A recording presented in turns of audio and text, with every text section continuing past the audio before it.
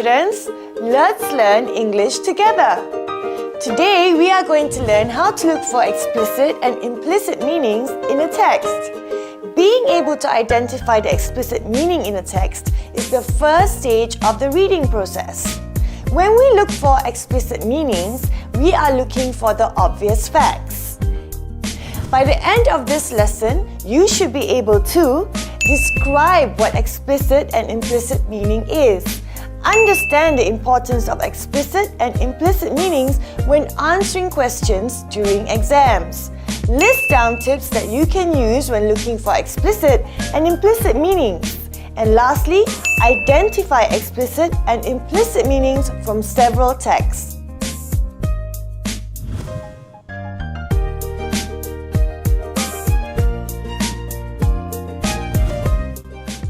The word explicit means clear and fully expressed. If something is explicit, there is no question as to what it means, no hidden connotations, and no room for misunderstanding. When we look for explicit meaning, the meaning is unambiguous and easy to understand. It is stated directly in the text, and we can understand it straight away as we read. The writer also leaves no doubt to the intended meaning. In simple terms, explicit meaning means that meaning is literal, factual, and right there in the text.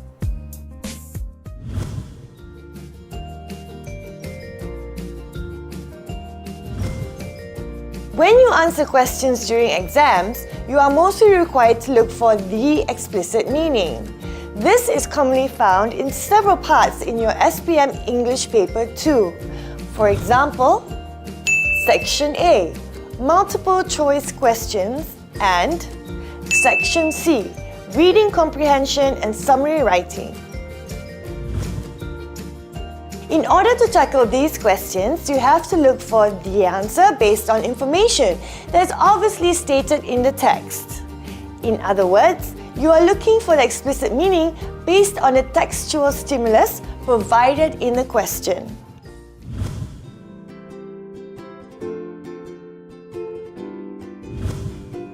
So how do we identify the explicit meaning in a text? Well, that is easy. You can follow these simple tips when you are looking for an explicit meaning in a text. Many people read, but they don't think critically about what they have read. Consider this as a checklist for you to reflect before and after you have finished reading. Tip 1. Identify the characters and their characteristics. Determine who the characters are in the text and their names. Look for any distinct information that describes their characteristics. For example, their physical attributes and personality. Tip 2. Determine the format of the text. If you are reading a story or narrative, you can ask yourself, what are the main events in the text? Or, what did the characters do during the event? However, if the text is factual or argumentative, you should ask yourself, what are the main ideas in the text? Or, what are the main points highlighted by the writer? Tip 3. Determine the place and setting in the text. As you read, ask yourself the following questions. Where did the event in the text take place? Or, what are the places mentioned in the text? In addition, pay attention to any description that illustrates the surrounding or the environment. For example, the weather, the scenery, or the ambience of the setting. Tip 4. Pay attention to the time and date. As you read the text, ask yourself, when did the event take place? Did it happen in the past, present, or will it happen in the future? Remember to take note of the important dates mentioned in the text. Highlight the dates so that you can easily refer to them again. There's no specific way to look for explicit meanings in a text. This is just a guideline to help you. The key is to read, reflect, and ask yourself questions that can be answered directly from the text. Now let's see if you can identify explicit meanings on your own. I have chosen a short story for this exercise. This is an extract taken from your literature component, Changing Their Skies. The title for this story is Rubbish Dump by Steve Chimambo. Let's read the extract. Joey sat on the ground, playing with a small toy car. The car was made of bits and pieces, lots of old wire, pieces of cardboard, sticks, and the tops of baby food cans for wheels. To look for the explicit meaning in this text, we can analyze the story by asking ourselves the following questions. Who is the main character in this text? What is he doing? What is the car made of? Are you ready? Good! Now let's identify the explicit meaning from the text. Question 1. Who is the main character in this text? The name of the character in this story is Joey, but how do we know? Well, his name is mentioned in the first sentence of the text. Question 2. What is he doing? From the first sentence, we also know that Joey is playing with a toy car. Question 3. What is the car made of? Based on the description given in the second sentence, we know that the toy car is made of old wire, pieces of cardboard, sticks, and the tops of baby food cans. Because the answer is very straightforward, we know that this text is very explicit. All of the information is obviously stated in the text. The meaning is not vague, and we can understand it straight away.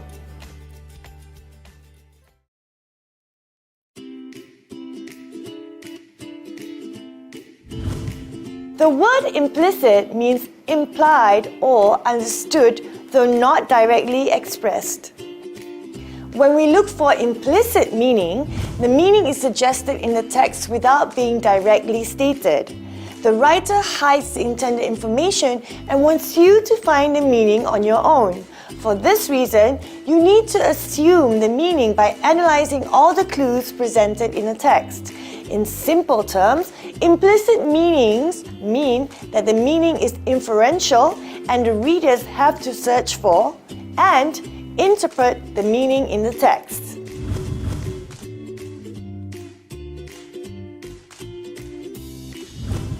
Apart from looking for explicit meanings during exam, you are also required to look for implicit meaning. This is common especially for the literature component. For example, in section C for poem and novel. In section C, poem, you will be given a poem. Next, you are required to answer 4 questions based on the poem given. For section C, novel, you will be given an opportunity to choose from 3 novels in the literature component. Then, you have to answer a question based on a novel that you have chosen. You will not be given any textual evidence. Your answer has to be based on your personal understanding of the novel that you have read. In general, this is where students struggle during exams, as they have to look beyond the explicit meaning.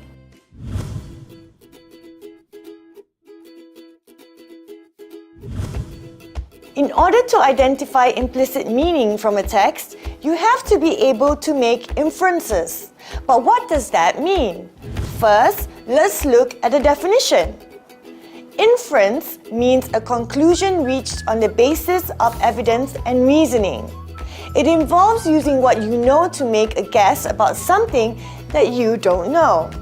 To make an inference, you must be able to read between the lines.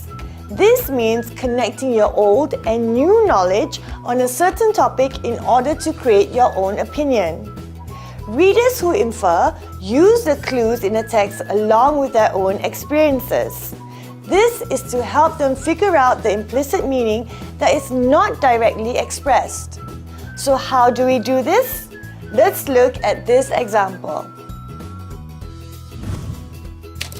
The alarm rang. Beth jumped out of bed. As she passed her brother's door, she saw him still fast asleep. She shouted at him to wake up, or he would begin the school week late again.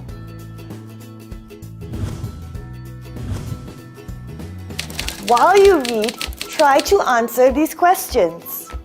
What time of the day was it when Beth woke up? How do we know? What day was it? How do we know?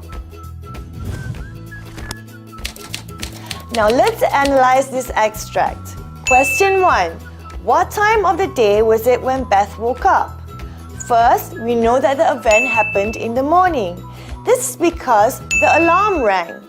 We normally set our alarm to wake us up in the morning. Secondly, we know that Beth jumped out of her bed, so that means she just woke up from sleep. Lastly, we know that Beth was getting ready for school.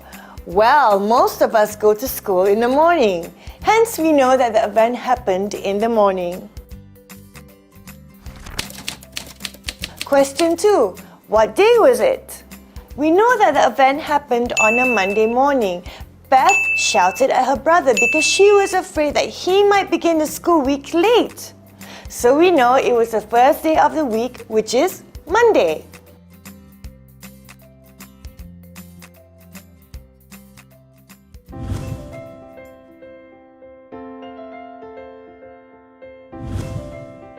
Now let's see if you can identify implicit meanings on your own. I have chosen a poem for this exercise. The title for this poem is The Living Photograph by Jackie Kay. Let's read the first and the second stanzas. My small grandmother is tall there.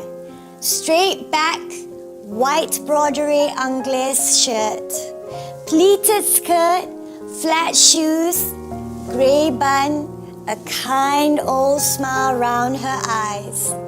Her big hand holds mine, white hand in black hand.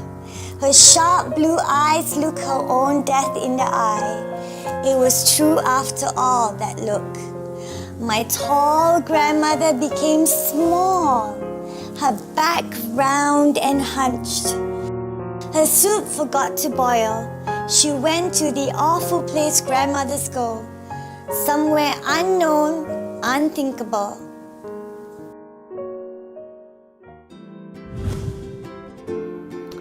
To look for the implicit meaning in this text, we can analyze the poem by asking ourselves the following questions.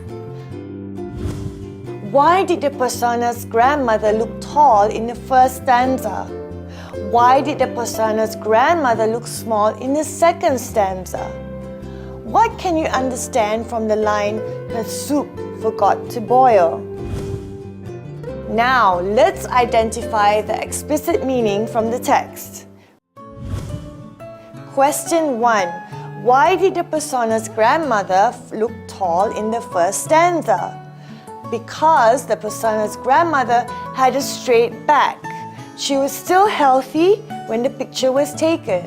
But how did we know? In the second line of the first stanza, the persona mentioned that her grandmother had a straight back. Her straight back made her look taller. Hence, this indicates that she was still healthy when the picture was taken. Question 2. Why did the persona's grandmother look small in the second stanza? Because her grandmother became hunchbacked as she grew older. In line 3 of the second stanza, the persona said that her grandmother's back became round and hunched. We all know that this is a common health problem among old people. As she became older, her back did not stay straight like in the photo. She developed a hunchback, and this made her look smaller than she used to be. Question 3. What can you understand from the line, her soup forgot to boil? Her grandmother had dementia, so she became forgetful. When we read stanza 2, we know that the grandmother's health was declining and she had dementia. As people grow old, their brain cells begin to decline. As a result, they are unable to think and remember. This affects their daily life as they are unable to function as they used to. That is why the persona's grandmother forgot about her soup. It's impossible to understand this poem without reading beyond the explicit meaning. This is because the meaning is not directly stated. We need to read between the lines and make inferences based on the textual clues and our personal experiences. I hope you have learned new things from this video and I hope to see you again. Till next time, bye!